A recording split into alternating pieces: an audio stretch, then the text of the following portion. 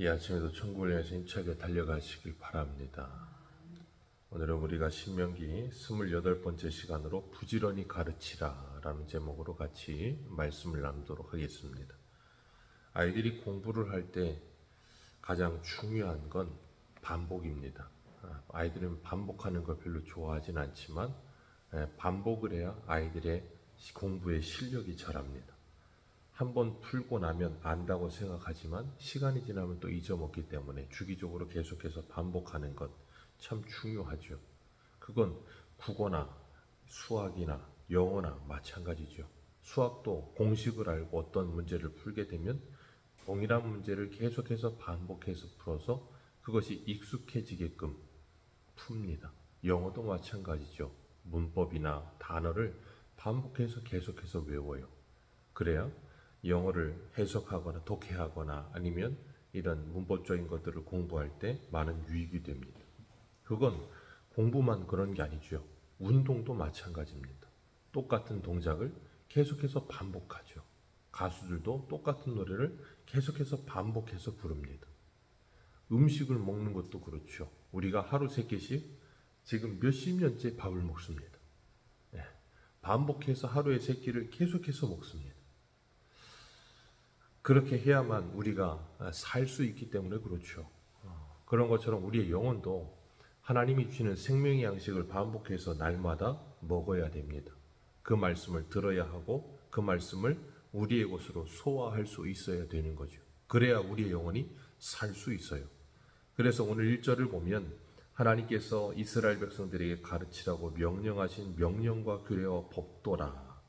너희가 건너가서 차지할 땅에서 행할 것이니 하고 말씀하시면서 이 가나안 땅에 들어가서 너희들이 이 명령과 규례와 법도를 지켜 행하라 하시면서 그들에게 가르치라고 하셨어요. 그러면서 너희들만 지키는 게 아니라 2절 말씀을 보면 너와 내 아들과 내 자손들이 평생에 내 하나님 여호와를 경외하며 내가 너희에게 명한 모든 규례와 명령을 지키게 하기 위하여 또 내 나를 장구하게 하기 위하여 이것을 가르쳐 지키게 하라고 말하고 있다라고 말씀하고 계세요. 이 명령과 규례와 법도라는 단어가 다 같은 말입니다. 하나님의 명령 아니면 하나님의 규례, 하나님의 법도 어떤 단어로 치환해서 쓰든지 괜찮은 말이에요. 그런데 이걸 반복하는 이유는 똑같은 단어를 계속 강조해서 쓸 수 없기 때문에 다른 단어로 치환해서 뜻이 비슷한 단어로 치환해서 이렇게 연속해서 써놓은 겁니다. 그 말은 뭐냐면 그만큼 이 말씀이 중요하다는 거예요. 그래서 성경에 이 하나님의 말씀은 생명의 말씀이다 그러잖아요. 우리가 이 말씀을 떠나서는 생명 안에 살 수 없기 때문에 그렇게 중요한 생명의 말씀이라고 말씀하시는 거예요. 이스라엘 백성들이 출애굽을 했습니다. 1세대는 다 죽었고 출애굽 2세대들 광야에서 태어난 출애굽 2세대들만이 남았어요. 이제 그들은 약속의 땅인 가나안 땅에 들어갑니다. 그런데 출애굽 2세대들은 그들이 태어난 것이 광야고 평생 살아온 것이 광야예요. 그런 곳에 살다가 이제 약속의 땅인 가나안에 들어가면 거기는 광야와는 차원이 다른 신문물이 거기 넘쳐나는 거예요. 화려함이 넘쳐나고 마치 애굽 땅처럼 모든 것이 다 있는 것처럼, 왜 광야는 아무것도 없으니까 모든 것이 다 있는 것처럼 갖춰져 있는 땅, 그런 곳에 들어가게 되면 그들은 분명히 그 풍족함 속에서 하나님을 잊어버리기가 쉽기 때문에 하나님께서 그들에게 광야에서 모세를 통해서 출애굽게 하셨던 말씀을 신명기, 제신자 다시 말씀하시는 거죠. 그들에게 다시 반복하여 이 말씀을 하시면서 뭐 하시는가 하면 너희는 여호와를 경외하며 모든 규례와 명령을 지켜 하나님이 주시는 복을 누리는 삶을 살라, 그렇게 말씀하시는 거예요.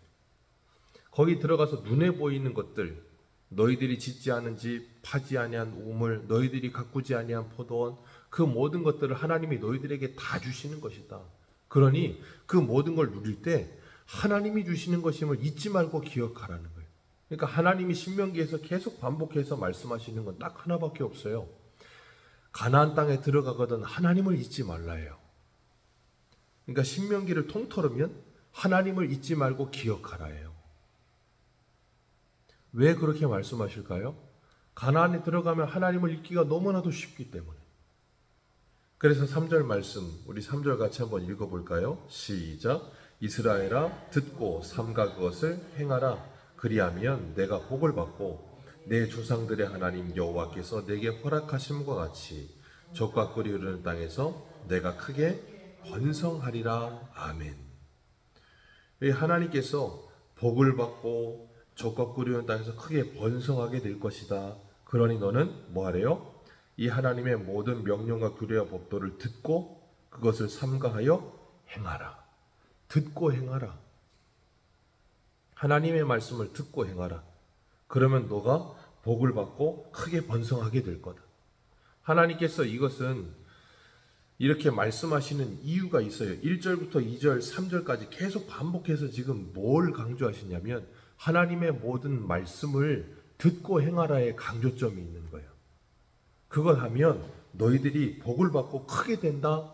이건 마치 뭐와 같은 거냐면 초등학교 아이들에게, 공부를 좋아하지 않는 초등학교 아이들에게 공부의 중요성을 가르쳐주기 위해서 공부해라도 안 되니까 어떻게 하냐면 부모들이 뭘 조건을 걸죠. 너 이렇게 공부 열심히 하면 맛있는 뭘 사줄게. 너 요번에 시험을 봐서 성적이 평균 몇 점 이상 나오면 네가 원하는 뭘 사줄게. 그러면 아이들은 열심히 공부를 합니다. 공부할 이유는 뭐예요? 자기가 원하는 그것을 갖기 위해 공부하는 거예요. 그러니까 공부를 하는 목적이 자기가 뭔가를 좋아하는 걸 사기 위한 거지 공부 자체가 목적이 아니에요. 근데 부모들은 아이들에게 그 선물을 걸어놓고서는 부모의 목적은 뭐냐면 아이에게 그 선물을 주기 위한 게 아니라 공부시키기 위한 게 부모의 목적이에요. 그러니까 부모의 목적과 아이의 목적이 서로 다르죠. 서로 다른데 분명히 공부를 시키는데 접점을 찾았단 말이에요.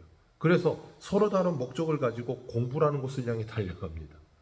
그리고 그 아이들에게 공부를 계속해서 가르치게 만들어서 그 아이들이 나중에는 그 공부가 중요하다는 걸 깨닫게 하기 위한 부모의 수단이 그거였어요. 마치 오늘 본문에 하나님이 말씀하시는 건 그런 것과 같은 거예요. 430년 동안 애굽 생활을 하다 나왔고 광야에서 이제 40년을 살았던 그들에게 하나님이 누구시며 하나님의 말씀을 지켜야 하는 것이 얼마나 중요한 일인지를 뭐 하시는 거냐면 가르치시는 거예요. 하나님의 말씀을 지켜 행하는 것이 생명보다 귀하고 그것이 너무나도 복된 것이며 하나님을 경외하는 것이야말로 참된 복이다라는 걸 가르치시기 위해서 하나님이 이런 조건절을 걸고 말씀하고 계시는 거예요. 지켜 행하라. 그것이 너희들의 살 길이다. 너희들이 장수할 것이고 너희들이 크게 번성할 것이고 너희들이 복을 받을 것이다. 그러니까 초점이 어디에 있는지를 그 논점을 놓치면 다른 곳으로 가버리는 거예요. 그러니까 하나님께서 이것을 말씀하시면서 듣는 것에 대해서 그 말씀을 듣는 것에 대해서 가르침을 받는 것에 대해서 그리고 말씀을 행하는 것에 대해서 굉장히 강조점을 둡니다. 구약에서부터 이 계시록까지 하나님은 들으라는 말씀을 수도 없이 하세요. 소아시아 7교회에게 계시록에서 말씀하실 때도 귀 있는 자는 성령의 교회들에게 하시는 말씀을 들을지어다 하시면서 7교회에게 똑같은 말씀을 다 하십니다. 예수님은 말씀을 가르치실 때도 귀 있는 자는 들어라라고 말씀을 하세요. 그러니까 비유로 말씀하시고 귀 있는 자는 들어라. 못 들으면요 그냥 끝인 거예요. 그런 식으로 말씀을 하세요. 그러면서 하나님의 말씀을 선포하시고 그 말씀을 듣는 것이 복이라는 걸 가르쳐 주시는 겁니다. 야고보 사도는 야고보 1장 22절에 이렇게 말하죠. 너희는 도를 행하는 자가 되고 듣기만 하여 자신을 속이는 자가 되지 말라. 그리고 계시록 1장 3절은 이 예언의 말씀을 읽는 자와 듣는 자와 그 가운데 기록한 것을 지켜 행하는 자는 복이 있느니라 때가 가까움이니라 라고 말씀하세요. 그래서 오늘 4절에 뭐라 그러세요? 이스라엘아 들으라. 쉐마 이스라엘. 아주 유명한 문구지요. 우리 하나님 여호와는 오직 유일한 하나님이시다. 유일한 여호와 하나님이시다를 가르치고 계세요. 왜 그렇게 가르치실까요? 너희들이 들어가서 얻게 될 그 가나안 땅은 수많은 우상으로 가득하다는 거예요. 가장 대표적인 바알과 아세라, 풍요와 다산의 신. 농사를 지으면 풍요를 주는 것보다도 더 중요한 신이 없어요. 다산의 신, 노동력이 곧 힘이에요. 그런 시대에 바알과 아세라는 너무나도 매력적인 신인 거예요. 그러니까 거기 들어가서 그런 우상에 빠지지 말아라. 왜? 그건 신이 아니다. 유일한 신은 오직 여호와 하나님만이 유일한 신이시다. 다른 어떤 것도 신이 아니다를 가르치는 거예요. 그러니까 오직 하나님만 예배하고 하나님만 너희들이 경외하며 살지 다른 무엇을 예배하고 다른 무엇을 경외하지 말라는 거예요.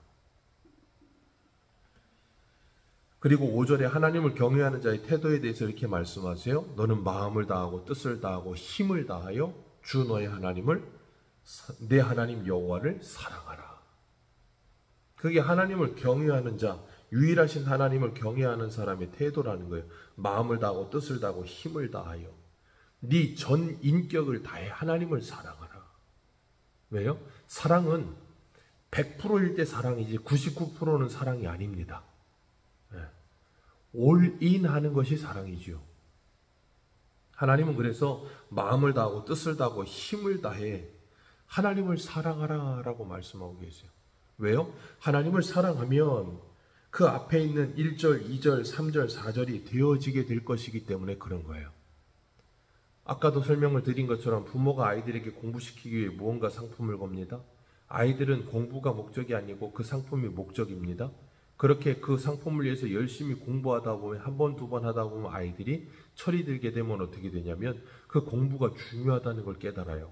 그리고 나면 상품을 주지 않아도 이제는 뭐예요? 그 공부를 알아서 하죠. 알아서 합니다. 찾아서 합니다. 왜요? 그 가치를 알기 때문에.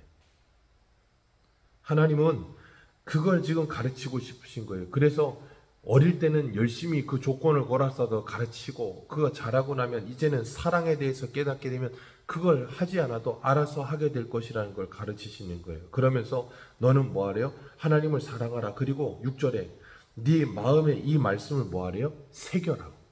마음에 새겨 넣어라. 아예 각인을 시키라는 거죠. 네 머릿속에 마음속에 각인을 시켜 넣으라는 거예요.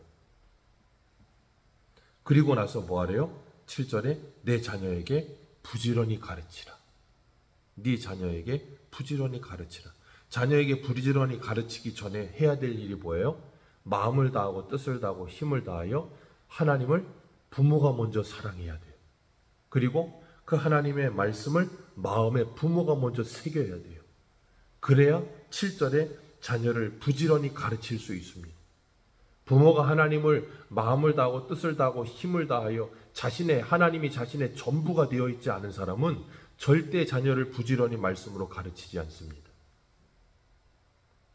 마음에 하나님의 말씀이 새겨져 있지 않은 사람은 절대 자녀를 부지런히 말씀을 가르치지 않아요. 다른 걸 가르치지. 그 하나님을 정말 최고의 가치로 알고 하나님을 경외하는 사람은 앉았을 때든지 일어날 때든지 누웠을 때든지 길을 갈 때든지 항상 뭘 하든지 뭐예요? 하나님, 하나님, 하나님. 말씀, 말씀, 말씀. 그러니까 생활 속에 모든 생활의 반경 속에 모든 상황 속에 모든 걸 다 뭐랑 연결시켜요? 하나님과 연결시키는 거예요. 그러면서 뭐 하게 있어요? 그 어린 자녀들로 하여금 어려서부터 세상을 바라보는 관점, 세계관이 하나님의 관점에서 세상을 바라보게 만들기 위해서 부모가 그걸 가르치는 거예요. 그러니까 이 말씀은 부지런히 가르쳐서 그가 어디를 가든지 하나님을 기억하고 떠올리게 만들어서 뭐 하기 위한 거냐면 세상을 바라보는 그 관점이 바르게 서게 하기 위해서요. 성경적 세계관을 가지고 세상을 바라봐야 된다는 걸 가르치는 거예요. 그냥 단지 성경 몇 구절을 달달달 암송시키거나 아니면 성경 공부를 많이 시켜서 이 공부를 가지고 아이가 성경적 지식이 채워지는 게 아니라 그 아이의 생각 자체가, 마인드 자체가 하나님의 자녀답게 변화되어지게끔 만들기 위해 이걸 이렇게 하라는 거예요. 그러려면 먼저 부모가 그런 믿음과 그런 세계관을 가지고 있어야 되는 거예요. 그래서 하나님은 자녀 교육 이전에 먼저 부모에게 내 마음을 다하고 뜻을 다하고 힘을 다해 내 여호와 하나님을 사랑하라고 말씀하시고 그 말씀을 내 마음에 새기라고 말씀하시는 거예요. 그러니까 자녀 교육을 위해서 부모들이 얼마나 마음을 힘쓰고 물심양면으로 열심을 냅니까? 요즘 믿지 않는 사람들 자녀 교육을 위해서 어려서부터 조기 교육 시킵니다. 유치원 가기 전부터 아이들에게 수많은 돈을 쏟아부어가면서 영어 가르치고 엄청나게 돈을 써요. 그러면서 그 자녀들이 공부 잘하는 자녀가 되기를 원해서 엄청나게 신경을 쓰고 열정을 쏟아붓죠.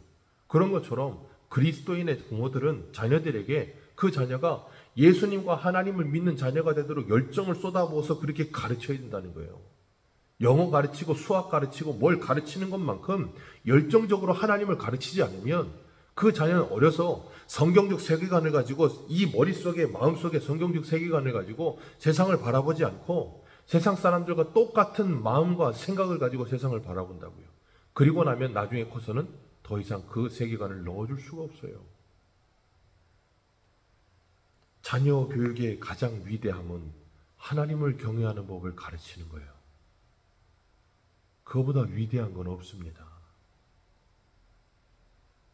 그 자녀가 하나님보다 중요하게 생각하는 것이 없고 하나님보다 소중하게 생각하는 것이 없게끔 가르치는 것보다 소중한 건 없어요.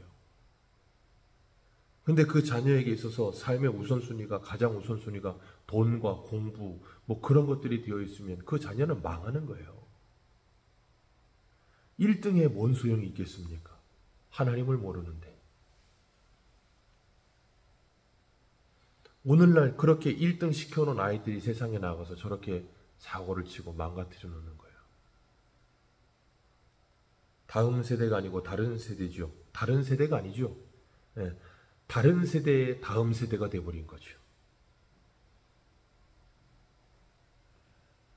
그러니 자녀 교육의 가장 중요한 교육의 장은 가정이에요.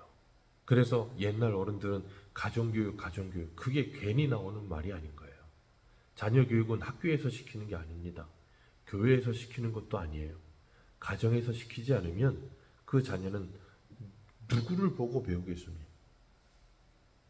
부모가 무엇을 중요하게 생각하는지 부모가 집에서 맨날 돈 하면 그 자녀의 입에서는 돈밖에 안 나와요. 부모가 집에서 맨날 공부하면 그 자녀의 머릿속에서 입에서 공부밖에 안 나옵니다. 오늘 7절 말씀 우리 같이 한번 읽습니다. 다시 한번 읽습니다. 시작. 내 자녀에게 부지런히 가르치며 집에 앉았을 때이든지 길을 갈 때이든지 누웠을 때이든지 일어날 때이든지 이 말씀을 강론할 것이며 너는 또 그것을 내 손목에 메고 기호에 삼으며 내 미간에 붙여 표로 삼고 집 문설주와 바깥문 기록할지니라. 그러니까 눈에 보이는 모든 것에 이것을 기록할지니라. 그래놨더니 어떤 분들은 집안에 냉장고에도 말씀 붙여놓고 모든 것에 말씀을 붙여놓더라고요. 근데 문제는 뭐냐면 말씀만 붙여만 놔요.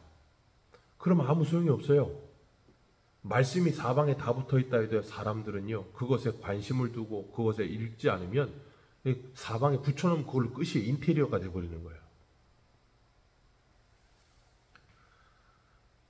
그렇기 때문에 우리가 다음 세대를 하나님의 말씀으로 가르치는 일 거기에 신경을 쏟는 것보다 더 중요한 건 없어요. 어릴 때 초등학교 때 공부 가르치고 영어 가르치고 사춘기 돼서 그 자녀들이 올바른 신앙이 없으면 초등학교 때 가르치는 건 다 도루묵입니다. 한순간에 다 사라져요. 근데 요즘 부모들은 그걸 모르죠. 사춘기 돼서 한 번에 다 까먹는다는 걸 몰라요. 하나님의 말씀을 가르쳐서 그 자녀가 올바른 그리스도인으로 세워지는 것 그것이야말로 가장 위대한 자녀 교육이에요. 그래서 우스갯소리로 이슬람은 이슬람을 낳고 유대인은 유대인을 낳는데 그리스도인은 그리스도인을 낳지 못한다잖아요. 그게 굉장히 유명한 우스갯소리인데 굉장히 우리들에게는 뼈아픈 말이죠. 이슬람은 이슬람을 낳아요. 유대인은 유대인을 낳는데요. 근데 그리스도인은 그리스도인을 못 낳는데요. 왜요? 하나님과 예수님을 믿는다고 하는 부모들이 하나님을 그렇게 경외하지 않기 때문에 하나님보다 중요한 게 많기 때문에 그래서 교회는 뭐 해야 돼요? 부지런히 이 말씀을 가르쳐야 되는 거예요. 다른 걸 가르치는 게 아니라 부지런히. 그러니까 다른 말씀을 가르치지 않습니다. 동일한 말씀을 가르칩니다. 창세기부터 계시록까지 동일한 말씀을 반복하여 계속해서 가르칩니다. 왜요? 그걸 외워 들려서 아예 인이 박이게 하기 위해서.